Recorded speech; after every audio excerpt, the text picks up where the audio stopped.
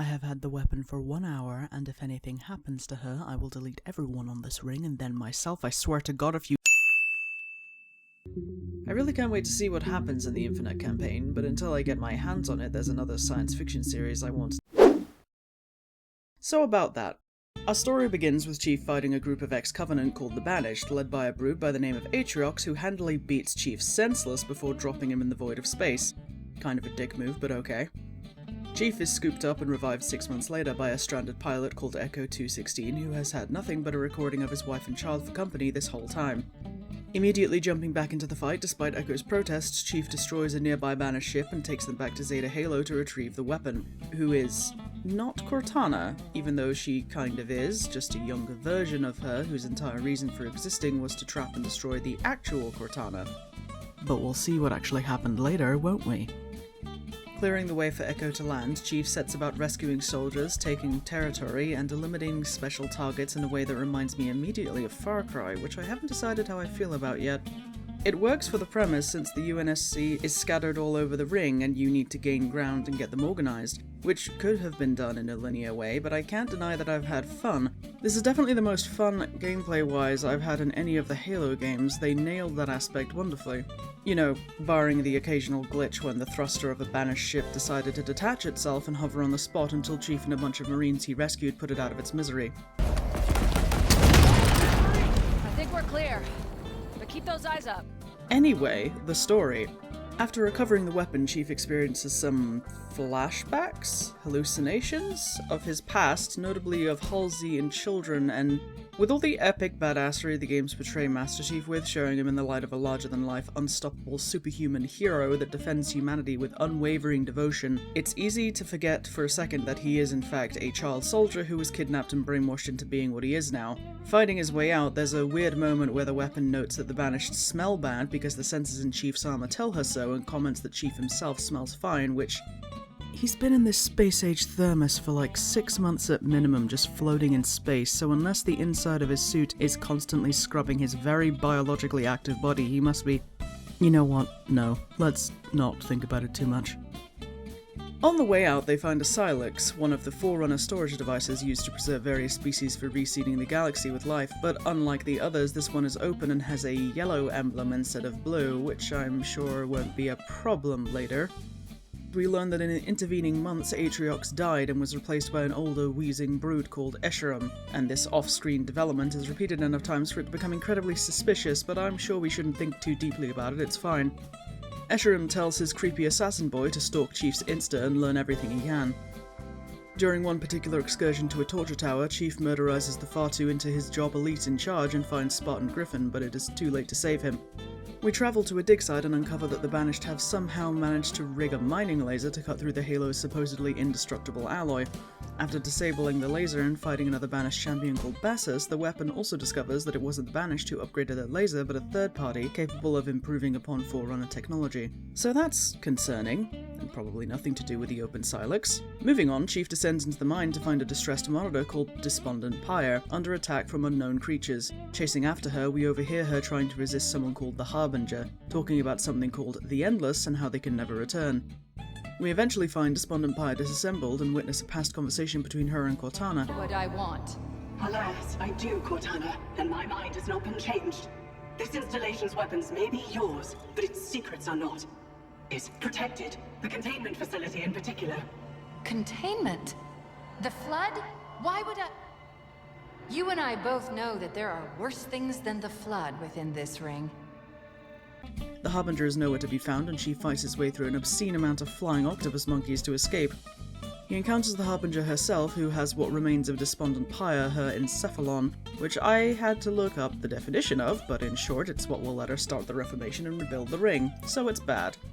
After a brief conversation where she monologues about her evil plans while Chief is immobilized, she flings him through a tree and into a boulder, showcasing once more how much punishment he can take.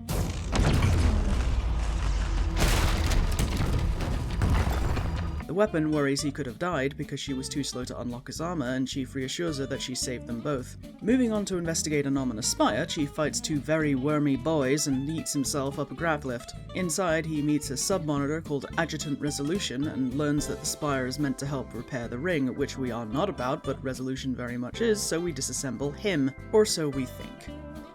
In the process of shutting down the spire, the Harbinger detects the weapon's activity in the system, and Chief stresses at her to pull out, prompting the weapon to quietly ask why he doesn't trust her.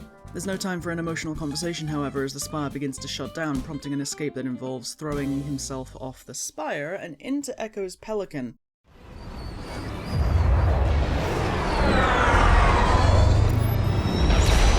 Open up. Go.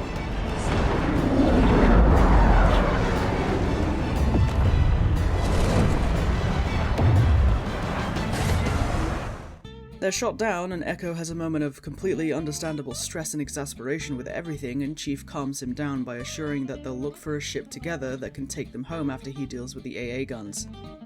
At each gun, Chief is monologued at by Escharum about fighting and rising to the challenge, about how many Spartans have died and if that hurts him. He warns Chief that his Spartan killers are coming, and after the second gun, Chief is contacted through a dead Spartan signal by one such Spartan killer to threaten him. After taking down the third gun, Echo can't stay put any longer due to the Banished swarming his position and flees, leaving Chief to fight two so-called Spartan killers and showing how much they don't deserve that title. We head back to the UNSC ship graveyard to find Echo and discover that all the ships that could have gotten them home are wrecked and gutted. This momentarily breaks Echo, lamenting that he isn't a soldier nor a pilot but a fraud who stole the Pelican because he was afraid of dying on the Infinity. He was a civilian engineer, volunteering to help the war effort, and having to deal with insurmountable odds and constant overwhelming danger to his life can be too much even for soldiers, never mind a civilian. Not this. I'm not you.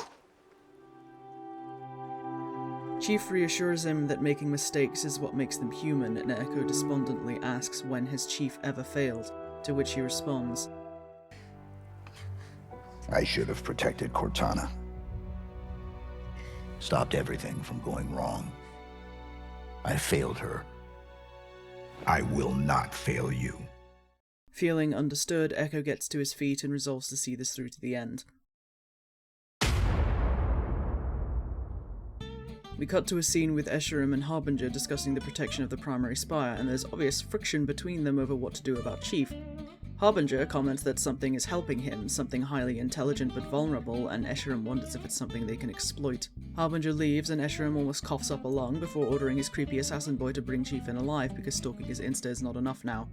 On the way to the primary spire, the weapon talks to Chief about what he said to Echo, asking what happened to the mission to destroy Cortana. Chief is reticent, but admits that while he did deploy the weapon, he doesn't know who actually killed Cortana because Atriox beat him and he spent the next 6 months floating in space before he was woken up by Echo. The weapon observes that Cortana was very important to him, and he avoids the conversation by commenting that there's something different about this ring and that they need to find out what. The primary spire won't open because someone screwed around with the locking sequence, so Chief runs around to unf that before they can get inside.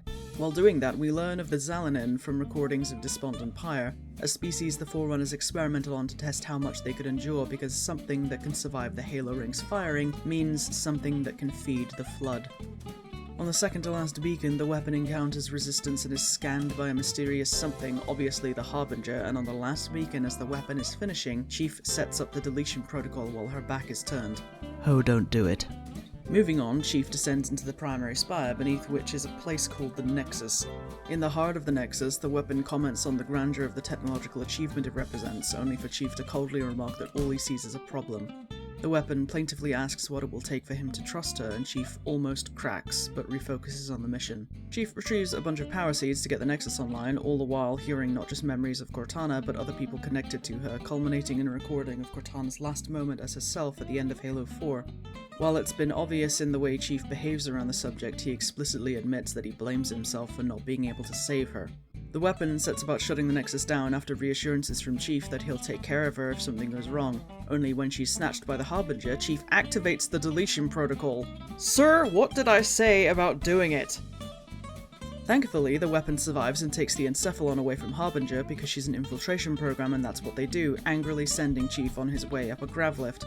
He failed to destroy her, but he definitely damaged her chirpy innocence towards him. Good job.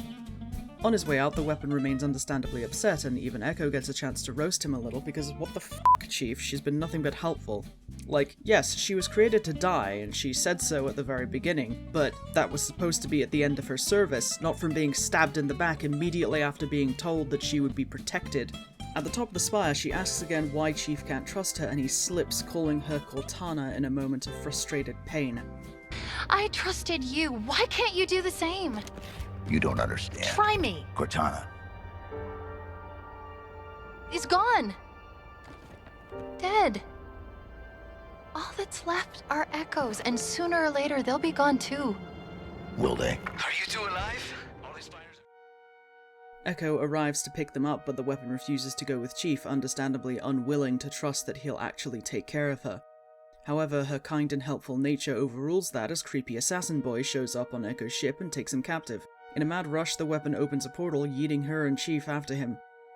They pass through a data cluster that causes Chief to see more flashbacks of Cortana and Halsey, and throughout the game there's been a heavy emphasis on the fine edge to which Chief's life is honed. He knows nothing else, he has no choice but to keep going, and it makes him seem less like a human and more like an embodiment of duty, a force of nature like gravity. But he isn't just that. He isn't just a machine or a weapon, he shows that in multiple small ways, the way he touches dead Spartans, when he grounds Echo, even when he reassures the weapon despite his conflicted feelings about her existence. Regardless, they press on, fighting through banished sentinels and more flashbacks of the terrible things Cortana did in her desire to bring about utopia. The cryptic whisperings haunt Chief the entire time until they come to a room that locks down once they're inside.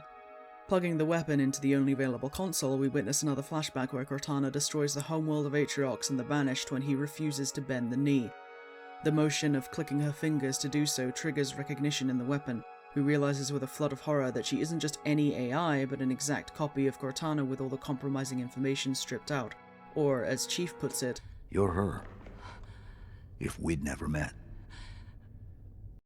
this isn't a reveal for the player so much as it is the weapon, and stricken by everything Cortana has done, she submits to deletion, unwilling to risk becoming a planet killer.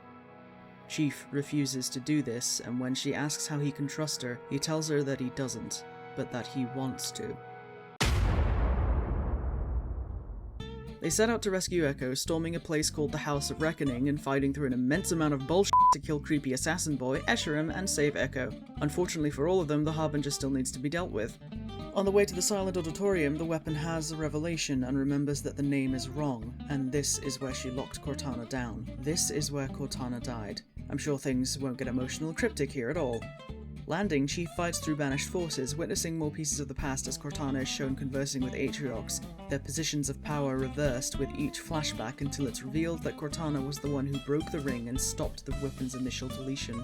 We enter the room where Cortana sacrificed herself, a chamber with almost cathedral-like ambience and the golden hue and soft singing, which is promptly ruined by the Harbinger turning up, after a boss battle in which he spouts a few old favourites of boss enemies. I grow bored of this, as I will do this myself. This has got to be amusing. Cannot be! The Harbinger lies dying, but not defeated, as it's shown later that she successfully opened the way for the Endless, a species the Forerunners mercilessly brutalized in their fear of something that could survive the Halos. There is one last goodbye with the recording of the original Cortana before Chief escapes, throwing himself through a portal to a different part of the ring. The weapon tells him it's been 3 days, and Echo picks them up, hugging Chief in exuberant relief. Chief almost hugs him back, but it's alright, our favourite green man will get there eventually. The weapon asks what Echo's name is, because they can't keep calling him Echo 216, and we learn his name is Fernando. He asks what to call the weapon for the same reason, and it's heavily implied she chooses to call herself Cortana after asking Chief if it's okay. With that, they fly off into the sunset with the task of cleaning up the rest of the ring, leaving the player to finish whatever outstanding tasks they have left in the open world map, whether it's missed squads, skulls, or armor crates. After the credits roll, we're shown that Atriox is, surprise, not actually that dead and is busy releasing the Endless, so you know, that's a problem to deal with in the future. Something that can survive the Halo rings firing. Great. Cool. Love that for us.